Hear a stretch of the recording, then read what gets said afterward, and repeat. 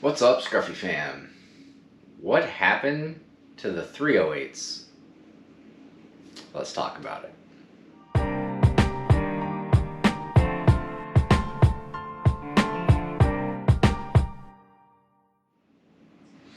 Hey guys, what's up? Joe here from the Scruffy fam. Hey, do me a favor, if you guys are watching this, please subscribe. Doesn't cost you anything, just subscribe, helps out our channel a little bit. If you guys are regular subscribers, please hit that bell notification so you know when we put new videos out. I'm trying to stay at every about 2 to 3 days. So I did a video not too long ago talking about help me choose my hunting rifle. In that, we talked about the 6.5 PRC, the 270 Winchester, the 7.62 by 39, and the 338 Win Mag. Some of you that have been watching for a while messaged me and asked, hey, wait a minute, I thought your favorite rifle was the Ruger American Hunter in 308. And wait, didn't you do a review on the Winchester XPR in 308? Didn't you use that for hunting last year? Well, I gave away both those rifles. And let me explain before you guys are like, what? So, the Winchester XPR, fantastic rifle. I came into that rifle as a gift. That rifle was gifted to me by my father-in-law. My AR was a little bit too short to go hunting with in Wisconsin. And after a conversation with him, for my birthday and for Christmas, he gifted me the money to purchase a new hunting rifle. And after a lot of thought and research, I picked the Winchester XPR in 308. And I used that all last season for hunting. Any hunting I did, that is what I took. In that process, that started me down a path where then I came into several other rifles. Since I got that rifle, I've come into quite a few different firearms through reviews, through trades, through purchases, and at one point I had two 308s. And I was really thinking about, okay, do I need two rifles chambered in 308?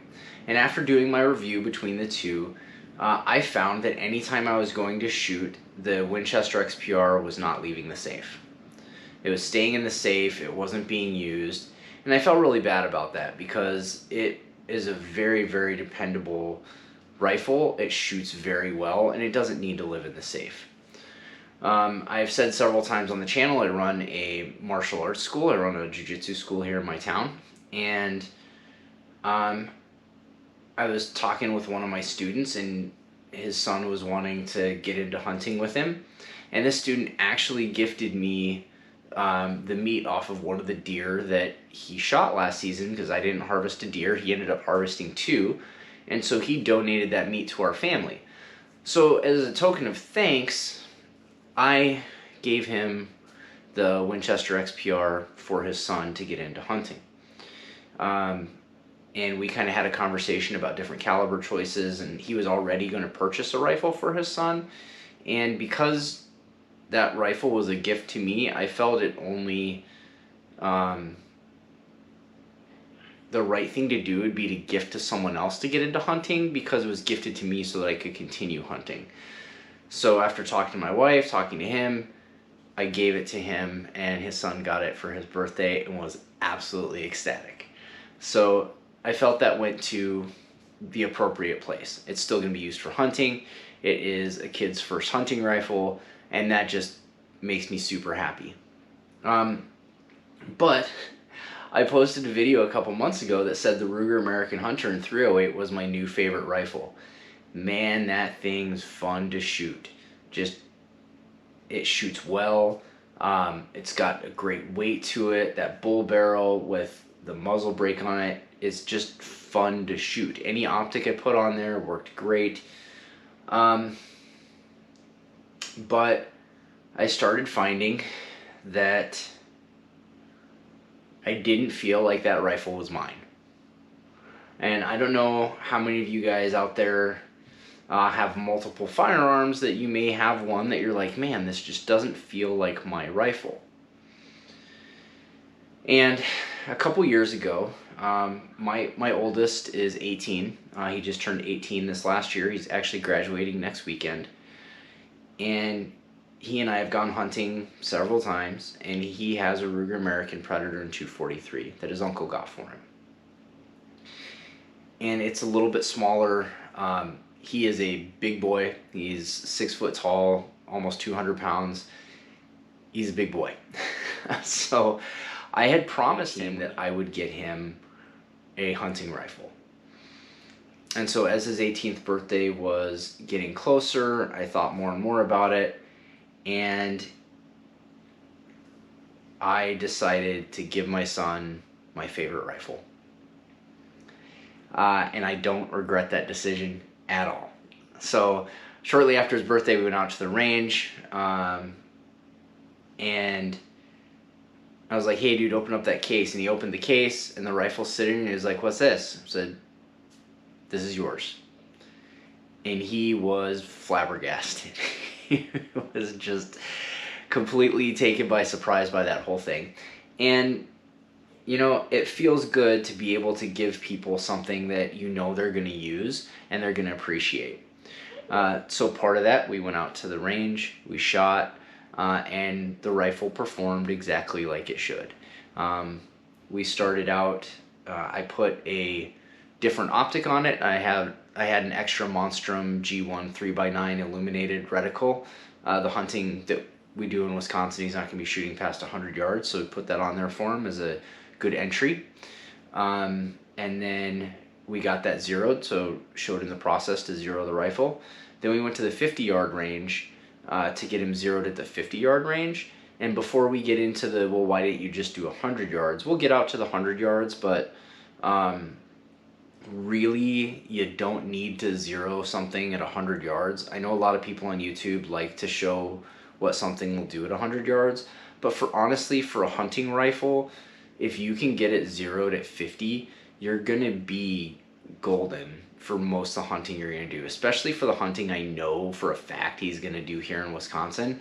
He's not gonna have to shoot that far, and getting it zeroed at 50, you're not looking at that much of a difference on a deer at 100 yards from a 50-yard zero. And you can work on your fundamentals of marksmanship, work on getting nice super tight groups, and that's exactly what happened. We were looking at touching holes at 50 yards, no problem, with several different brands of ammo. So the next time we'll go out, we will go out to 100 yards. We'll shoot it at 100 yards, see what his grouping looks like, and that will be his hunting rifle for however long he keeps it. It is his, for him to make decisions on. We had a long conversation about what it is, what the different things of it are, but that is his rifle, and now that he's 18, he can legally own it. So that's what happened to the 308s, guys. Some of you guys were very astute in that and asking me when I didn't list the 308 on there. And I actually had one person ask me why I don't have a 6.5 Creedmoor, which I thought was kind of off the wall there, of why I don't have a 6.5 Creedmoor, and I figured I'd address it here as we talk about why I don't have any 308s. I don't have a 6.5 Creedmoor because I have a 6.5 PRC. There's no need for me to have a 6.5 Creedmoor. The 6.5 PRC is basically a 6.5 Creedmoor Magnum. So I see no reason to purchase the 6.5 PRC or 6.5 Creedmoor. I just don't. May that change at some point in time as I get more people in my family hunting? Maybe. But as of right now, I've got 4 hunting rifles myself that I get to choose from to use this year. I actually have a Ruger American in 243. You guys will see that here very shortly. I'm gonna put it into a new stock. I'm gonna get set up, and it's gonna be set up for my wife and my 7-year-old. My 7-year-old wants to do the youth hunt, and my wife is interested in hunting, so that's gonna be theirs to get them started. Now, I am taking my wife out to the range to shoot some of the other rifles that I own to see if one of those she likes better, and if that's the case, that will be hers, and my my pool of rifles will shrink down a little bit. But guys, just a quick video to explain what happened with the 308s, why you didn't see them in the choices between those 4 different rifles. Now, there's some work to do on the 270. It wasn't shooting very good when I went out to the range. I was a little concerned about that. The 6.5 PRC, I had an issue with the MDT chassis, so I had to put it back in its basic stock. I'm going to get that back out to the range and we'll see how it shoots. One of the things I'm going to do over these next couple weeks is I'm going to do a highlight of the 4 rifles that I am looking at hunting with this year to help you guys help me make that choice. And I just did a video on the Ruger American Ranch in 7.62x39 in the Sharp Brothers Heat Seeker chassis, and man is that thing fun to shoot. And I think you guys will see that as I shoot, that barrel just comes back a little bit. That's pretty sweet. So I got 3 more to go that we'll take to the range. We'll do highlight videos of them for you guys and see if you can help me make that decision. Now, it may be made for me when my wife chooses a rifle, but just a lot of fun, guys. I hope you guys like what you're seeing. If you do, like, subscribe, hit that bell notification, and share a story of a rifle you've gifted to someone. I've sold plenty of rifles, I've traded, but I honestly tell you, gifting to people that you know will get them into the shooting sports and hunting, there's nothing more rewarding than that. And if you can do it for your children or your friends' children, it just makes it all the better. So guys, thank you much, and I'll see you next time.